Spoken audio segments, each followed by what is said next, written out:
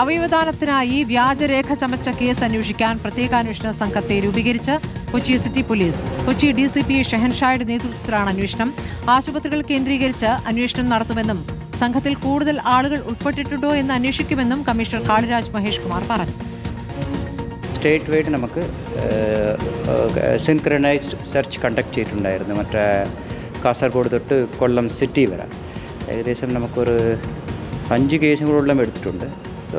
Main കണ്ണിയായിട്ടുള്ള main accused നല്ല ഒരു വർക്കായിരുന്നു.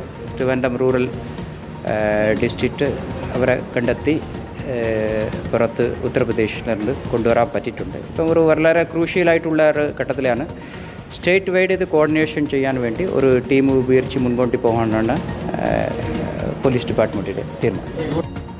SS Sharan വിവരങ്ങൾ നൽകും. ശരൺ, ഇപ്പോൾ അവയവദാനത്തിന് വ്യാജരേഖ ചമച്ച കേസിൽ കൂടുതൽ വിവരങ്ങൾ പുറത്തുവരികയാണോ? എന്താണിപ്പോൾ SITക്ക് കിട്ടിയിരിക്കുന്ന പുതിയ സൂചനകൾ?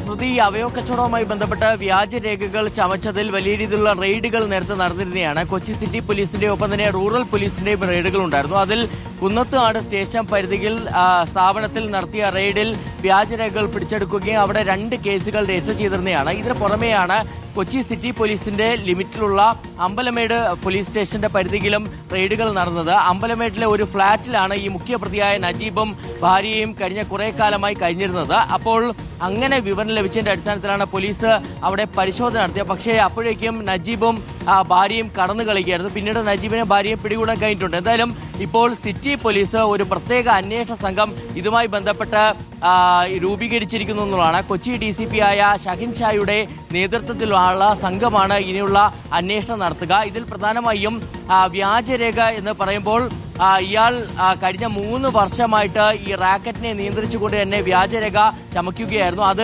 MP-മാരുടെയും MLA-മാരുടെയും പേരിൽ വ്യാജ ശുപാർശ കത്തുകൾ തയ്യാറാക്കുന്നു. ഇതിനു പുറമെ തന്നെ ഡോക്ടർമാരുടെ സീലും ഒപ്പും ഒക്കെ തന്നെ പതിച്ച ലെറ്റർ പാഡുകൾ തയ്യാറാക്കിക്കൊണ്ടുള്ള തട്ടിപ്പാണ് ഇവിടെ നടന്നിരിക്കുന്നത്. അപ്പോൾ അത് സംബന്ധിച്ചുള്ള വിശദമായ അന്വേഷണം ഈ ഷഹിൻഷായുടെ നേതൃത്വത്തിലുള്ള സംഘം നടത്തും. ഇതോടൊപ്പം തന്നെയാണ് ഇയാളുടെ റാക്കറ്റിലെ ഏജന്റുമാരെ സംബന്ധിച്ചുള്ള ചില വിവരങ്ങൾ റൂറൽ പോലീസിന് ലഭിച്ചിരിക്കുന്നത്.